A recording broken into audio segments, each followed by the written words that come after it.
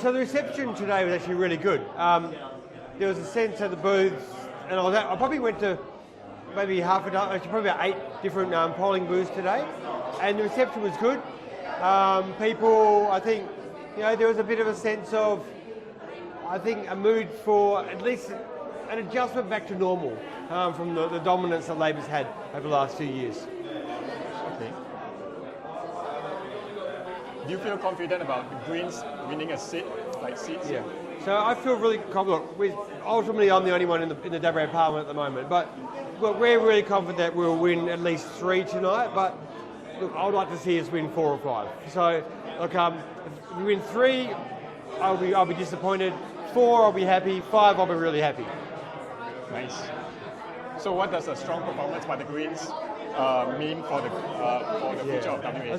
A strong performance is really important. If we do get 4 or 5, what that means is that we can get the balance of power, and that means in the upper house we can have real influence on the shaping of legislation and ultimately hopefully on the direction of the state. This has been a state government that's been quite cautious and conservative. We think there is a bunch of changes that need to be made, from climate to housing, and we want to be part of that and do that. Are you confident about achieving the upper balance? Not confident, but I think based on the polling, which puts us at about 11%, and Labor in the low 40s, that's the way it'll play out. Because together we get more than 50% of the vote, and that's enough to pass legislation. Now the question for Labor will be, will they want to collaborate with the Greens? So I hope so. We want to collaborate with them, or because I think that could make for a really good progressive parliament. Last question. What are the non-negotiable policies that the Greens will fight for in the parliament? So tell that, say one more time. What are the non-negotiable policies the Greens will fight for? So look, I think there's some key areas we want to see some changing. And look, I put those under environment and climate are really important ones, but also things like housing, where we really want to see some big changes in that regard. So looking forward to sitting down with Labor and making those changes, and look, discussing what we can achieve together. All right, thank you. No worries. First question, how is the voter turnout reception to be for One Nation this election? We felt very confident. I didn't want to talk it up too much, but the word on the ground was a lot of people were sick of the 2 major parties, and a lot of people were telling me they were going to get behind One Nation and many other independents and minor parties. So I felt pretty confident we were going to have a good following and a good outcome at the election. So yeah.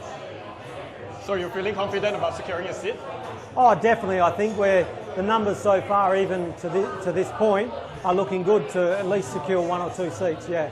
Very nice. What does winning seats in this election mean for One Nation? Parties, the Conservative side of politics just about got wiped out the last election with all that COVID vote happening. So I think it brings us back out of the wilderness and gives us an opportunity to have some representatives in Parliament that can get out in the community and have some resources, some money and some ability to get out there and communicate with the public and let them know that One Nation will fight for them. So if One Nation gains more influence in the Legislative Council, what are the key issues that will push first? There's so many. You've got the Firearms Act that was a tyrannical act that was introduced by the government because they had power in both houses. There's just so many things we can target. We had the gender self-ID bill that we should push to overturn that. The Labor government have not done what's right by the people because they've had all that power in both houses. So we'll be just looking to bring some accountability to the government, yeah. Last question. Can you guys achieve the balance of power in the upper house?